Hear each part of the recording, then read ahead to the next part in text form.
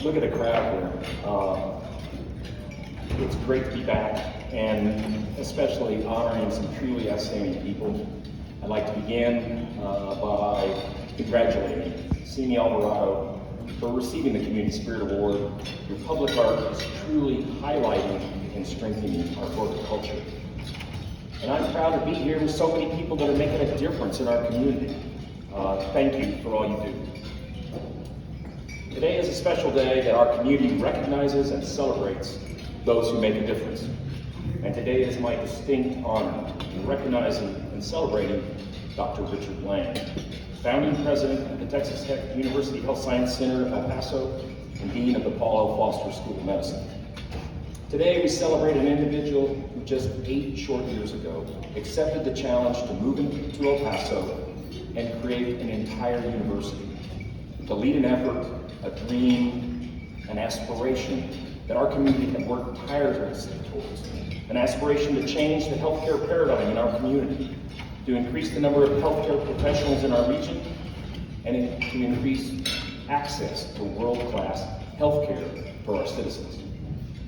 While doing this, we hope to add another major economic foundation to our community, reversing the decades-long slide in our per capita income by creating high-paying professional jobs, educational opportunities, and anchoring a young but growing biomedical sciences ecosystem for the future.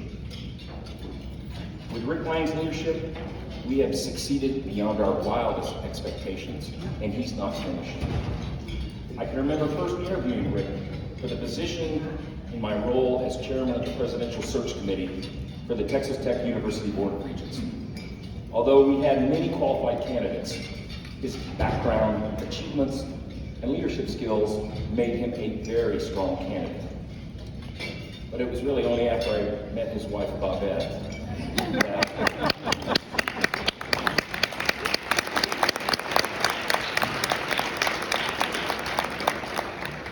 I knew we had to get this couple to say yes and move to El Paso. Rick and Babette have been married 41 years. They have 3 sons and 2 grandchildren. Here today is Rick's mom, Joyce Lange,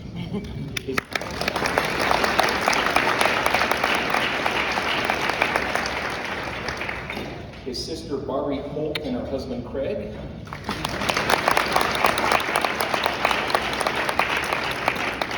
and his 3 sons, David, Jonathan, and Brian.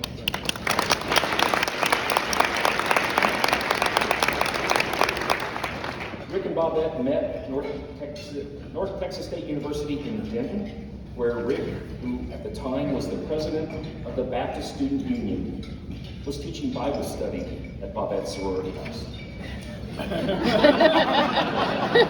Enough said. Babette actually asked Rick out on their first date to her sorority formal, and as they say, the rest is history. Rick is an Air Force brat who was born in Anchorage, Alaska, and growing up, he moved approximately 15 times. I mean, he moved a lot. But it says a lot. He moved to Air Force bases from coast to coast growing up. He attended North Texas State University for undergrad, and then Johns Hopkins University for medical school, where he also received a master's degree in business administration. He's had a distinguished medical career, having authored over 400 medical publications, overseeing large research portfolios at Johns Hopkins and at his time at UT Health Science Center in San Antonio, where he was recruited to start the medical school and research programs in the Rio Grande Valley. Rick is an avid reader and loves to road bike around Europe, especially France, which he does annually. Today, around the nation, he is recognized for the tremendous success that the Health Science Center El Paso has achieved in such a short time, and the impact this school is having on the lives of the citizens in our region. We have a short video to highlight this success. It's impressive to see the transformation of the medical community under Dr. Lange's leadership, medical outreach, advancement, even the skyline here in El Paso.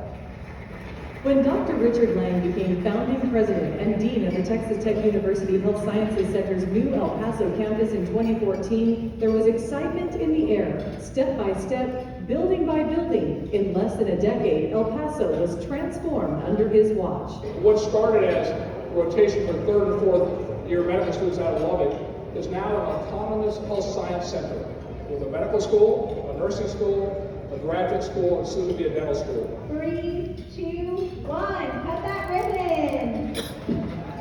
The latest addition to the growing El Paso campus, the first dental school on the U.S.-Mexico border. The schools, their students, and their clinics are advancing research and addressing the severe healthcare professional shortage in our region. We're here to meet the healthcare needs of our community. But what we do have here has implications across West Texas as well. The university has already educated 705 physicians, 1,117 nurses, and 129 biomedical researchers, many of them the first in their families to attend college and beyond. And many of them have stayed in El Paso, a leader in good times and hard times.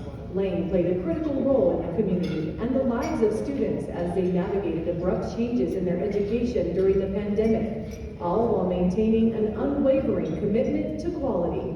Whenever anybody sees a Texas Tech physician or faculty member or student, I want them to know that we're striving for excellence.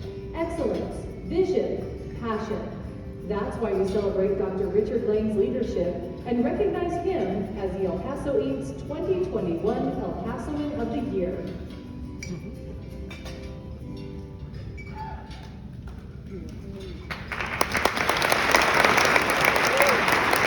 Please join me in celebrating and recognizing someone that I am truly inspired by and a personal close friend. El Paso of the Year for 2021, Dr. Richard Lange.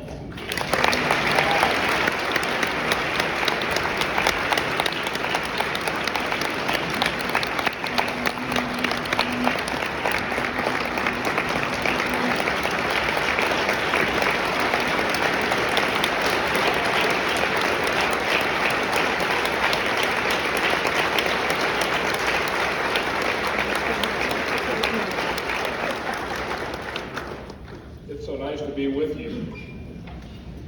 Had you been at my dinner table last night with the discussion that my boys had, my wife had, and my sister, my mother, you may never have given me this award, so I'm glad we're doing it now. And my wife of over 40 years now, this past week someone was complimenting us on our home, not just the physical appearance, but the fact that it's a warm and friendly place. And I said, that's because of Bobette. And they go, I knew that. I knew that.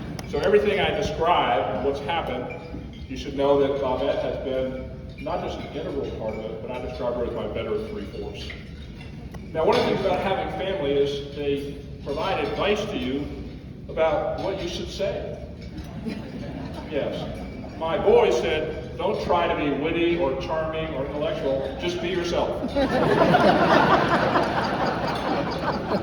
was good. My mom said, be sincere, be brief, be seated. Thank you, Mom. And then my sister, the lovely lady sitting in front of me, says, your speech should be like a mini skirt. It should cover the essentials but be short enough where it's still appealing to everybody. So I hope you'll accomplish those things. 8 years ago, I wanted to describe the situation. I was offered the opportunity to be the inaugural president here in El Paso. And offered, by the way, without having visited the city. At that time, there were significant healthcare shortages here in the area. There was a new medical school, relatively new medical school, a new nursing school that allowed us to be a brand new university with no history at all. We had an acrimonious relationship with the University Medical Center. El Paso Children's Hospital hadn't gotten its feet on the ground yet, and we had no relationship with Tenet Hospital at all. Now you might say, why in the world would somebody come to a place like that? Well, I kind of like to imagine I'm kind of like the boy who went to Sunday school where they're serving snacks. And he's going through the line, and at first he approaches a platter full of apples. And the sign above it says, from the pastor, please take one, God is watching. He goes to the end of the line, and there's a big platter of cookies, and there's no sign at all. So he takes one out, and he scribbles, and he puts a sign up that says, "Cookies, please take all you want. God is watching the apples."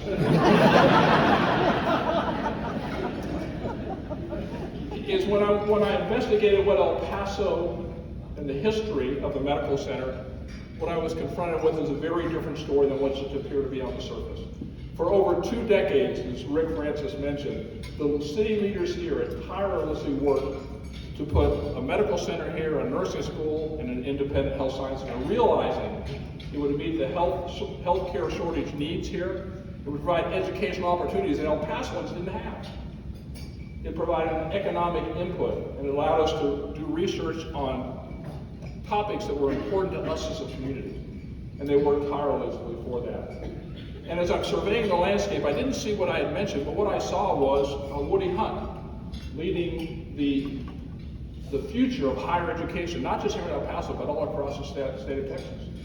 I saw Paul Foster, who donated $50 million, and by the way, was on the chairman of the board at the University of Texas, influencing higher education. I saw Rick Francis, who was chairman of the board at Texas Tech University. I saw Robert Brown, who held a leadership position at Texas Parks and Wildlife. Ted Houghton at TechStop. Harold Hahn, higher education coordinator. I can go on and on and on. And what became clear to me was this is one of the smartest, most committed, dedicated communities I had ever seen. And I lived in Dallas, I lived in San Antonio, and as Rick said, I've lived across the United States. So it was remarkable. You had legislators that understood the need to work together, to bury differences, to work across not only our city, but across West Texas as well, to get the things that accomplished it, otherwise would not have been accomplished, and weren't accomplished for years as well. And now I'm blessed to have a terrific legislative delegation now, with Senator Blanco, and our Representatives Gonzalez, and Ordaz, Fierro. And I'm blocking on somebody right now. And Moody, I'm sorry. Joe, are you here? I hope not. Cindy, I didn't think I'd be nervous either, but I am too. Then I saw the MCA and their investment in making this a biomedical hub and how they have worked to help us secure money for the nursing school. Manny De La Rosa, who helped us devise one of the most innovative curriculums in the United States and begin to assemble the core of incredibly talented faculty that were committed to excellence and committed to this community and define their values, the values of service and teamwork and accountability and advancement, respect and integrity, that we desired that would be who we would be as a university. And by the way, these gifted chairs and deans, vice presidents, faculty, employees, staff, many of them are here. If you work at Texas Tech, would you do me a favor? Would you stand? I want people to see who does the work. Come on, come on.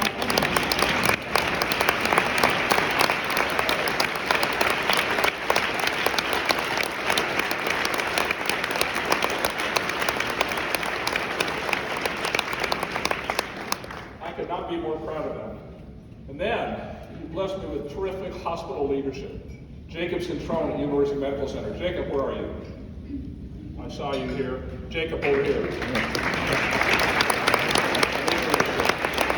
Cindy Stout. Cindy, I told you not to fall asleep. I was going to call on you. And to get Trans Mountain off the ground, Tasha Hopper, Lieutenant. Tasha, where are you at? I saw her.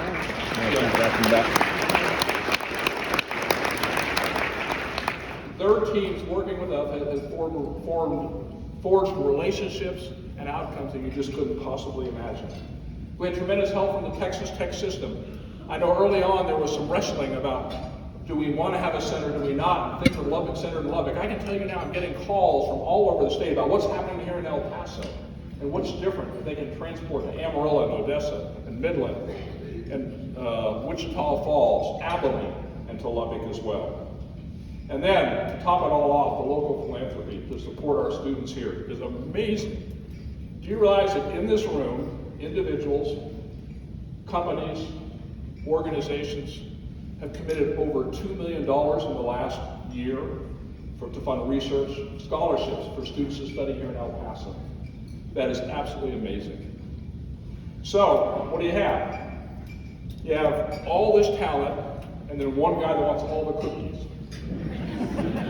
And after that, it's history. We've graduated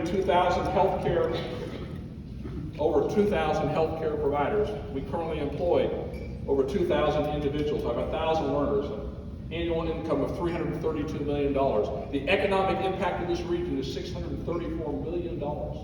We've increased the number of physicians 57%. We've closed the gap with the nursing shortage. We have added 129 graduate students.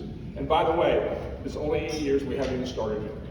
It's amazing. But it happens not with me, it happens with everybody in this room. So you all assembled here to honor me. The honor was when you invited Bob that night to join you on this trip.